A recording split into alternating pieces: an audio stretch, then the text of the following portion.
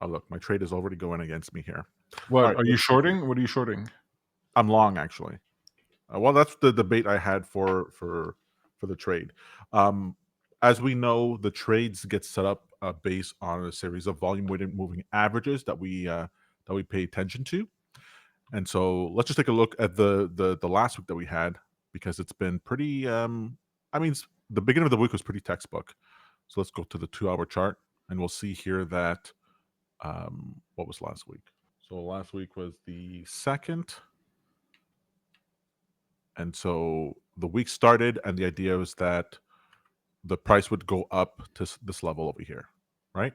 So we started over here where we were filming, and then the price came down to towards this level, which is what we were expecting.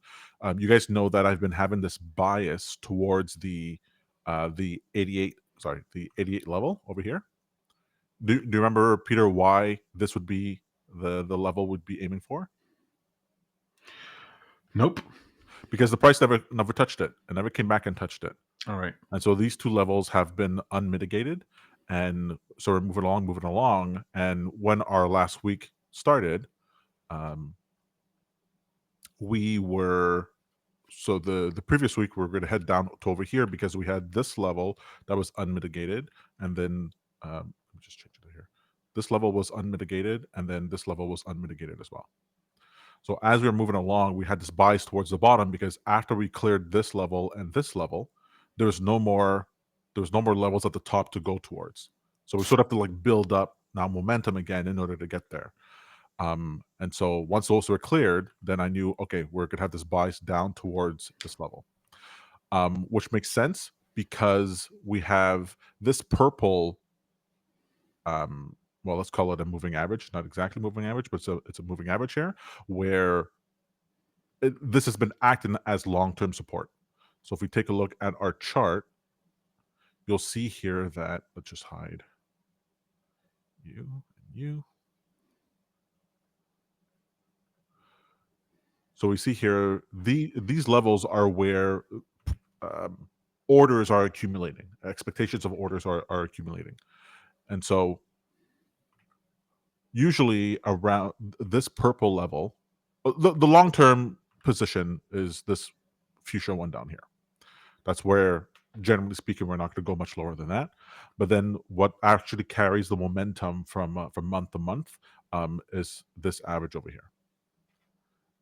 What's the name of that average again? I got to memorize these averages, Peter. I keep I forgetting. don't think you ever will. Seasonal. That's a seasonal average. So consider this almost like a 3 month average. So over here, while we were below it, so the last run up that we had.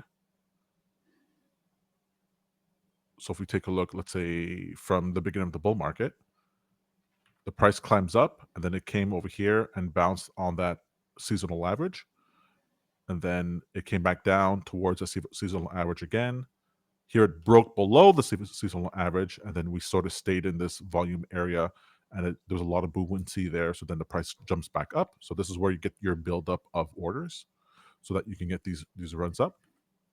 And then when it did again and it petered out, once the orders over here petered out, well, then it came back down to this seasonal level again, this purple line. It gets the orders that it needs, it goes up, and then it goes sideways. We get back to the level again, and that sort of thing. So these levels here are acting, this purple level is acting like a magnet for the price where orders get pulled in. Here we had this nice big consolidation area. We came all the way down to the main long-term trend, grabbed orders, and then moved up. That's exactly what we did. And so after this move up over here, I was expecting we'd be moving sideways. And at some point, we got to come back to this purple level to pick up orders, which we did. We came back over here at the level. So the question is that enough to get us moving? And my concern is that we have two concerns here.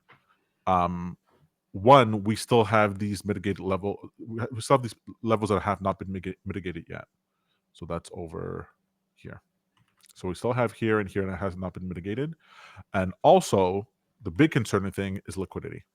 So one of the liquidity indicators that we have is tracks the availability of dollars within the system. Get rid of order blocks. Can you move us if you need to, or get rid of us? Oh, yeah, that's it. So this purple line is the liquidity for the concurrent liquidity right now, what's being pumped into the markets right now. And then the yellow one is offset. So if we offset our liquidity for about 12 weeks, about 70 something days, then that's mostly what the chart is reflecting, right? Assets that are highly correlated with liquidity are generally lag in liquidity up to 12 weeks time, sometimes even more than that.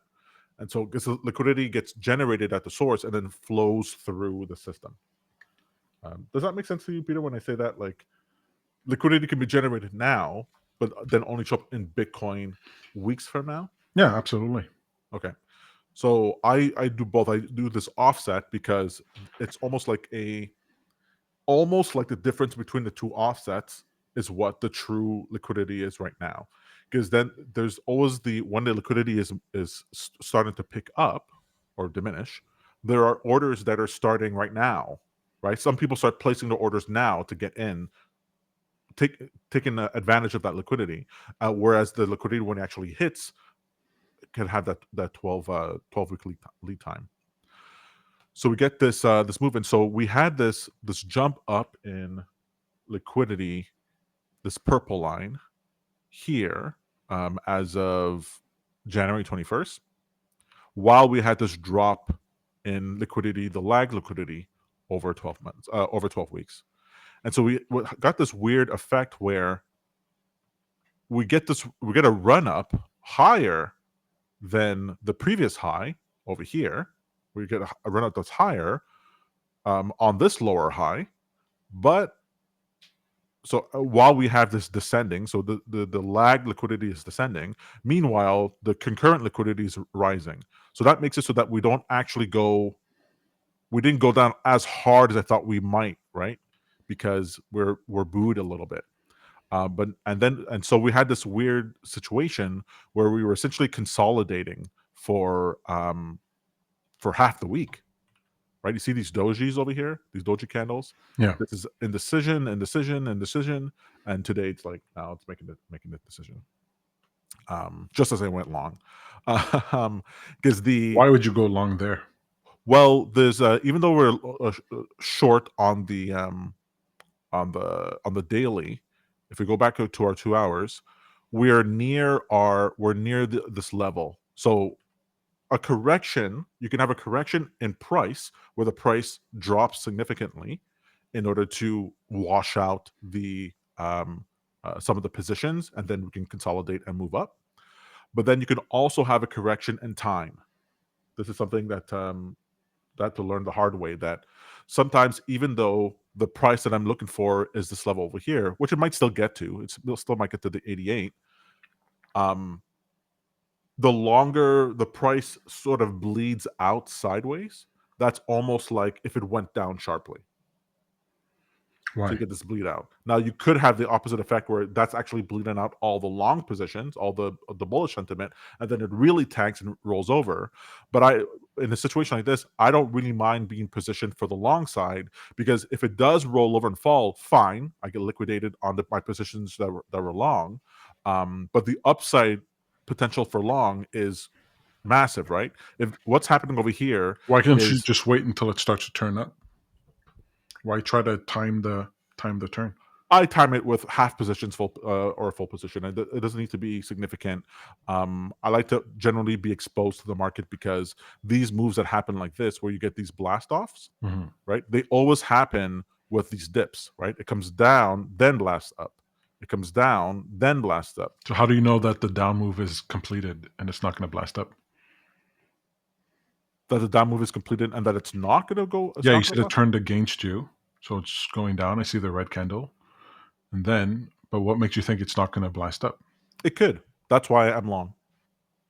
Oh, I see. And we are near. So one of the things I look at is that, and this is what waves is good for. This almost gives me a timing for the consolidation over time, where as it's consolidating, this line is moving up, right? Even though we're going sideways in the price, it doesn't mean that nothing's happening. It means that we are moving forward in that still the this long-term trend is coming up. Let me just switch this because it's hard And to those are see orders that like are this. waiting to be purchased, you said, at that level? Exactly. So this can act like the supports that we wait for here. And so once this guy passed the 88 level, the further it goes up past that level, the less likely we are to get back to that level Okay. because this is I can't acting see as when its your own mouse goes support. there, just so you know. Oh, sorry, yeah. The So say that again. over here, our 88 level, as this is headed upwards, if it actually passed this level over here, we reduce the likelihood that we'll get to this level Right. because this is now acting as some sort of support. Now, it doesn't mean that we don't break, that it can't break. It just means that if it does break, then it's far more likely that this guy is going to head down pretty dramatically. And so I like betting on the long side because if I miss the downside, I always have the long side to look forward to. But if I miss the upside, then I don't have the downside necessary to look forward to because it's not very clear when the price is moving up into blue sky territory where it stops. Right. So I don't mind taking my long now. And if I'm wrong and this breaks lower, let's say this breaks down towards, we're going to be headed towards the $74,000 level. Fine. At some point, this will bounce back up. I could take my short again there and then move down and then take my profits downwards. So I don't really mind so much about that. Also, this is dropping while we are waiting for our weekly trade to happen, right? So the weekly trade starts around between now and around 8 p.m. Eastern Standard Time. You'll notice that here from this red bar. And so what we're getting is that we're moving towards there. So just like over here where we had this red bar, right? This red bar over here, and then the price sort of moves down, and even on it moves down drastically to a level, and then it moves back up. This can happen here. So once this candle closes, once we're closed at 7 p.m., we can see already that our target price for the week will be here. So that tells me that not only do I have this to look forward to if we bounce to move up over there, but that we also have a bias towards the upside. And what's that level? This level is 97, call it 97.4. So because I know I'm going to have that bias anyway, even if this is going to be a downtrend, even if we are headed lower, the price should still get there at some point, or is likely to get there in the same way that even though this was the downtrend, we did move up to our level for the week, and then we bled out. This is what I love about our strategy, right? So you just get these moves where these levels that I'm pointing out over here, let me just zoom out, these levels that we're putting out over here, we just get like we just get to. We're over here, and the idea is how we're going to get down there. Well, we got down there. We get this another level over here. How are we going to get there? Well, we're going to get there. And it doesn't mean that the long term trend doesn't move the way that it needs to move, but we get these bounces. Same thing over here. The price moved literally, I think it was in one day, in a couple of hours, it moved right up to our line, and then it bled through. So like I was able to get the short. I was able to short all the way down here, actually all the way down to where I reversed my short over here, which is another reason why I don't mind then closing that position where I did 200 or 300%. I can't remember what I did. That was a 5% move. So, 250% gain. So then I peel off one position, and then I put it back on. And one position, it's going to risk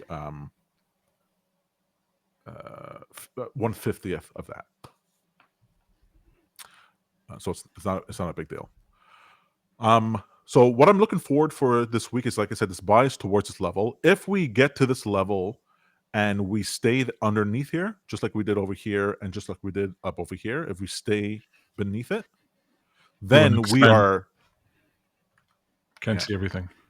just like over here where this was our level and we moved up and then came down.